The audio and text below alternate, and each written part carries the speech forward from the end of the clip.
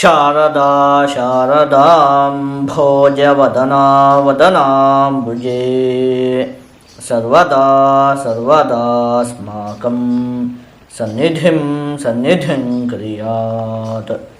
ಸಮಸ್ತ ವೀಕ್ಷಕರಿಗೂ ನವೆಂಬರ್ ತಿಂಗಳ ಮಕರ ರಾಶಿಯ ಮಾಸ ಭವಿಷ್ಯದ ಕಾರ್ಯಕ್ರಮಕ್ಕೆ ಸುಸ್ವಾಗತ. ನಾವು ಮೊದಲಿಗೆ ಈ ಮಾಸದಲ್ಲಿ ನಡೆಯುವಂತಹ ಗ್ರಹಗಳ ಬದಲಾವಣೆಗಳ ಬಗ್ಗೆ ತಿಳಿದುಕೊಳ್ಳೋಣ.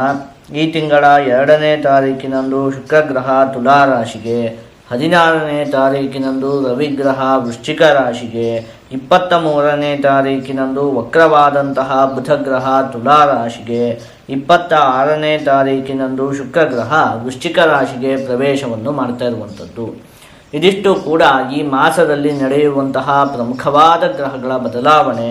ನಾವೀಗ ಇದನ್ನೆಲ್ಲ ಆಧರಿಸಿ ಈ ಒಂದು ನವೆಂಬರ್ ತಿಂಗಳಲ್ಲಿ ಮಕರ ರಾಶಿಯವರಿಗೆ ಯಾವ ರೀತಿಯಾದಂತಹ ಫಲ ಪ್ರಾಪ್ತಿಯಾಗಲಿದೆ ಅಂತ ಹೇಳಿ ನೋಡ್ತಾ ಹೋಗೋಣ.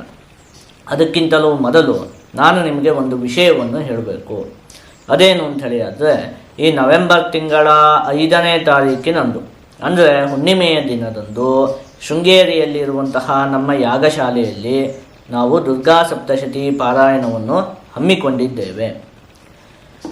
ಇದು ಎಲ್ಲರಿಗೂ ತಿಳಿದಿರುವಂತಹ ವಿಷಯವೇ. ಈ ದುರ್ಗಾ ಸಪ್ತಶತಿ ಪಾರಾಯಣವನ್ನು ಮಾಡುವುದರಿಂದ ದೃಷ್ಟಿದೋಷದ ಸಮಸ್ಯೆಗಳಿದ್ದರೆ ನಿವಾರಣೆ ಆಗುತ್ತೆ. ಹಾಗೆ ಉದ್ಯೋಗದ ವಿಚಾರದ ಸಮಸ್ಯೆಗಳು, ಹಣಕಾಸಿನ ವಿಚಾರದ ಸಮಸ್ಯೆಗಳು ಕೂಡ ನಿವಾರಣೆ ಆಗುತ್ತೆ. ಈ ರೀತಿಯಾಗಿ ಅನೇಕ ವಿಧವಾದಂತಹ ಸಮಸ್ಯೆಗಳು ನಿವಾರಣೆ ಆಗುತ್ತೆ. ಜೊತೆಗೆ ಅನೇಕ ವಿಚಾರದಲ್ಲಿ ಅಭಿವೃದ್ಧಿ ಅನ್ನುವಂಥದ್ದು ಕೂಡ ಉಂಟಾಗುತ್ತೆ ಅಂತ ಹೇಳುವಂಥದ್ದು ಎಲ್ಲರಿಗೂ ಕೂಡ ತಿಳಿದಿರುವಂತಹ ವಿಷಯವೇ ಆಗಿದೆ. ಈ ರೀತಿಯಾದಂತಹ ದುರ್ಗಾ ಸಪ್ತಶತಿ ಪಾರಾಯಣವನ್ನು ನಾವು ನವೆಂಬರ್ ತಿಂಗಳ 5ನೇ ತಾರೀಖಿನಂದು ಹಮ್ಮಿಕೊಂಡಿದ್ದೇವೆ. ನೋಡಿ, ಇದರ ಒಂದು ಫಲ ಅಂತ ಹೇಳುವಂಥದ್ದು, ಇದರ ಒಂದು ಪ್ರಯೋಜನ ಅಂತ ಹೇಳುವಂಥದ್ದು ಎಲ್ಲ ಜನಗಳಿಗೂ ಸಿಗಬೇಕು ಅಂತ ಹೇಳುವಂಥದ್ದು ನಮ್ಮ ಒಂದು ಉದ್ದೇಶ. ಹಾಗಾಗಿ ಇದರಲ್ಲಿ ನಿಮಗೂ ಕೂಡ ಭಾಗವಹಿಸುವುದಕ್ಕೆ ನಾವು ಅವಕಾಶವನ್ನು ಮಾಡಿಕೊಟ್ಟಿದ್ದೇವೆ. ನೋಡಿ, ಕೇವಲ 500 ರೂಪಾಯಿಗಳನ್ನು ಪಾವತಿಸುವುದರ ಮೂಲಕ ನೀವು ನಿಮ್ಮ ಮತ್ತು ನಿಮ್ಮ ಕುಟುಂಬದವರ ಹೆಸರನ್ನು ಈ ದುರ್ಗಾ ಸಪ್ತಶತಿ ಪಾರಾಯಣದ ಸಂಕಲ್ಪದಲ್ಲಿ ಸೇರಿಸಬಹುದು. ಹೆಚ್ಚುವರಿಯಾಗಿ ನೀವು ಪೋಸ್ಟಿನ ಒಂದು ಚಾರ್ಜನ್ನು ಪಾವತಿಸಿದರೆ ನಿಮ್ಮ ಮನೆಗೆ ಪ್ರಸಾದವನ್ನು ಕಳುಹಿಸಿಕೊಡುವಂತಹ ಒಂದು ವ್ಯವಸ್ಥೆಯೂ ಕೂಡ ಇರುತ್ತೆ. ನಿಮ್ಮ ಹೆಸರನ್ನು ನೀವು ನೋಂದಾಯಿಸಲು ಈ ಕೆಳಗಡೆ ಕಾಣ್ತಾ ಇರುವಂತಹ ಫೋನ್ ನಂಬರಿಗೆ ನೀವು ಫೋನನ್ನು ಮಾಡಬಹುದು. ಇದಿಷ್ಟು ಕೂಡ ಒಂದು ವಿಚಾರ. ಈಗ ಮಕರ ರಾಶಿಯವರಿಗೆ ಈ ನವೆಂಬರ್ ತಿಂಗಳಲ್ಲಿ ಯಾವ ರೀತಿಯಾದಂತಹ ಫಲ ಪ್ರಾಪ್ತಿಯಾಗುತ್ತೆ ಅಂತ ಹೇಳಿ ನೋಡ್ತಾ ಹೋಗೋಣ. ಮೊದಲನೇದಾಗಿ ನೀವು ಸಂತೋಷ ಪಡಬೇಕು. ಸಪ್ತಮ ಭಾವದಲ್ಲಿ ಗುರುವಿನ ಸ್ಥಿತಿ ಇರುವಂಥದ್ದು, ಅದರಲ್ಲೂ ಕೂಡ ಇದೀಗ ಉಚ್ಚವಾಗಿ ಸ್ಥಿತವಾಗಿರುವಂಥದ್ದು. ಸಪ್ತಮ ಸ್ಥಾನ ಅಂಥೇಳಿ ಅದು ವಿವಾಹ ಸ್ಥಾನ. ಹಾಗಾಗಿ ಈ ಒಂದು ಮಾಸದಲ್ಲಿ ಅವಿವಾಹಿತರಿಗೆ ವಿವಾಹ ಯೋಗ ಅಂತ ಹೇಳುವಂಥದ್ದಿದೆ. ಹಾಗಾಗಿ ನೋಡಿ, ಏನೋ ವಿವಾಹಕ್ಕೆ ಹುಡುಗನೋ ಹುಡುಗಿನೋ ಹುಡುಕ್ತಾ ಇದ್ದರೆ ಈ ಒಂದು ತಿಂಗಳು ಅತ್ಯಂತ ಉತ್ತಮವಾಗಿದೆ. ಹಾಗೆ ದಂಪತಿಗಳ ನಡುವೆ ಏನಾದರೂ ವೈಮನಸ್ಯಗಳು ಈ ಹಿಂದೆ ಉಂಟಾಗಿದ್ದರೆ ಅದೆಲ್ಲ ಈ ಸಮಯದಲ್ಲಿ ಪರಿಹಾರ ಆಗುತ್ತೆ. ಹಾಗೆ ಗಂಡ ಹೆಂಡತಿಯ ಪತಿ ಪತ್ನಿಯರ ಒಂದು ಸಂಬಂಧ ಅಂತ ಹೇಳುವಂಥದ್ದು ಈ ಮಾಸದಲ್ಲಿ ಗಟ್ಟಿಗೊಳ್ಳುತ್ತೆ. ಸಂಗಾತಿಯಿಂದ ನಿಮಗೆ ಒಂದಷ್ಟು ಲಾಭ ಉಂಟಾಗುತ್ತೆ. ನಿಮ್ಮ ಪತ್ನಿಯಿಂದ ಆಗಿರಬಹುದು, ನಿಮ್ಮ ಪತಿಯಿಂದ ಆಗಿರಬಹುದು, ಒಂದಷ್ಟು ಲಾಭ ಅಂತ ಹೇಳುವಂಥದ್ದು ನಿಮಗೆ ಉಂಟಾಗುತ್ತೆ. ಧಾರ್ಮಿಕ ಕಾರ್ಯಗಳಲ್ಲಿ ನಿಮಗೆ ಆಸಕ್ತಿ ಉಂಟಾಗುತ್ತೆ. ಹಾಗೆ ಸಮಾಜ ಸೇವೆಯಲ್ಲಿ ಆಸಕ್ತಿ ಅಂತ ಹೇಳುವಂಥದ್ದು ಉಂಟಾಗುತ್ತೆ. ವಿದ್ಯಾರ್ಥಿಗಳಿಗಂತೂ ಈ ಮಾಸ ಅತ್ಯಂತ ಉತ್ತಮವಾಗಿದೆ. ಗುರುಗ್ರಹ ಸಪ್ತಮ ಭಾವದಲ್ಲಿ ಸ್ಥಿತವಾಗಿದೆಯಲ್ಲ, ಹಾಗಾಗಿ. ಇನ್ನು ಏಕಾದಶ ಭಾವದಲ್ಲಿ ಕುಜ, ರವಿ ಮತ್ತು ಬುಧನ ಒಂದು ಸ್ಥಿತಿ ಇರುವಂಥದ್ದು. ಹಾಗಾಗಿ ಅನೇಕ ಮೂಲಗಳಿಂದ ನಿಮಗೆ ಈ ಮಾಸದಲ್ಲಿ ಧನಲಾಭ ಅಂತ ಹೇಳುವಂಥದ್ದು ಉಂಟಾಗುತ್ತೆ. ಹಾಗೆ ಹಣಕಾಸಿಗೆ ಸಂಬಂಧಪಟ್ಟಿರುವಂತಹ ಅನೇಕ ಸಮಸ್ಯೆಗಳು ನಿವಾರಣೆ ಆಗುತ್ತೆ. ಏನಾದರೂ ಸಣ್ಣ ಪುಟ್ಟ ಸಾಲಗಳೆಲ್ಲ ಇದ್ದರೆ ಅದನ್ನೆಲ್ಲ ತೀರಿಸುವಂತಹ ಒಂದು ಯೋಗ ಇದೆ. ಅದಾದಮೇಲೆ ಹಣಕಾಸು, ಏನಾದರೂ ಹಣ ಬರಬೇಕಾಗಿರುವಂಥದ್ದು ಇದ್ದರೆ ಅದೆಲ್ಲ ಕೈ ಸೇರುತ್ತೆ. ಹೀಗೆ ಹಣಕಾಸಿಗೆ ಸಂಬಂಧಪಟ್ಟಿರುವಂತಹ ಅನೇಕ ವಿಧವಾದಂತಹ ಸಮಸ್ಯೆ ಅಂತ ಹೇಳುವಂಥದ್ದು ನಿವಾರಣೆ ಆಗುತ್ತೆ. ಜೊತೆಗೆ ಉದ್ಯೋಗದಲ್ಲಿ ಒಂದಷ್ಟು ಪ್ರಗತಿ ಅಂತ ಹೇಳುವಂಥದ್ದು ಉಂಟಾಗುತ್ತೆ. ಮುಂಬರ್ತಿ ಪ್ರಮೋಷನ್ ಸಿಗುವುದಕ್ಕೆ ಅವಕಾಶ ಅಂತ ಹೇಳುವಂಥದ್ದು ಇದೆ. ಅದು ಒಂದು ವಿಚಾರ. ಇನ್ನು ಸ್ವಂತ ಉದ್ಯೋಗ ಮಾಡ್ತಿರೋರಿಗೆಲ್ಲ ಉತ್ತಮವಾಗಿ ಲಾಭ ಅಂತ ಹೇಳುವಂಥದ್ದು ಉಂಟಾಗುತ್ತೆ. ಉದ್ಯೋಗದ ವಿಚಾರದಲ್ಲಿ ಒಂದಷ್ಟು ಅಭಿವೃದ್ಧಿ ಅನ್ನುವಂಥದ್ದು ಉಂಟಾಗುತ್ತೆ.